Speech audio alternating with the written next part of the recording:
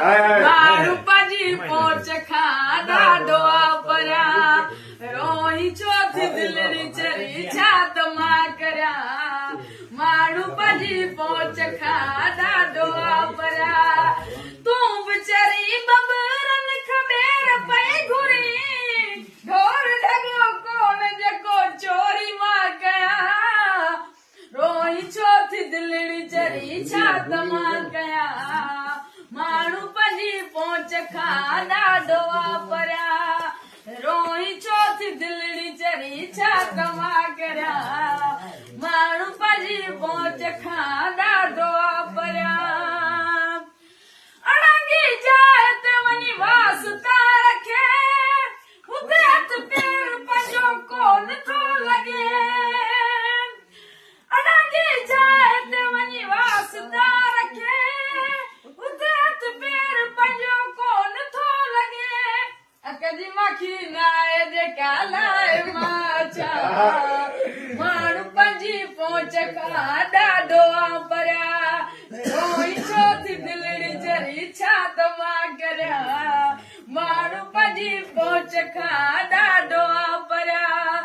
तू बिचारी बबूरन खबेर पई घुरी ढोर ढगो कोन जको चोरी मां कया रोई चौथी दिलड़ी चरी छात मां करा माण्हू पंजी पोच खादा डोआ परा हुन जा बंगला आहिनि ठहियल शीशनि जा पंजनि झोपड़ा ठहियल कखनि जा हुन जा बंगला आहिनि ठहियल शीशनि जा पंजनि झोपड़ा ठहियल कखनि जा ज़मीन आसमान जो फ़र्क़ वाना माण्हू पंजी पोच खादा डोआ परा रोही चौथी दिलड़ी चरी छात मां करा माण्हू पंजी पोच खादा डोआ परा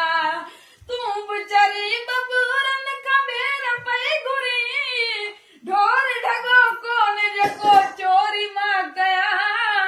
रोही चौथी दिलड़ी चरी छात मां करा माण्हू पंजी पोच खादा डोआ परा वाह सही वाह मुबारक जे मन मुंहिंजी सलाह हिंगोरे जान कर आसरा ठला मुबारक जे मन मुंहिंजी सलाह हिंगोरे जान कर आसरा ठला गूंगड़ी मोरी ते न पुछाऊं कजा माण्हू पंजी पोच खादा डोआ परा रोई चौथी दिलड़ी चरी छात मां करा माण्हू पंजी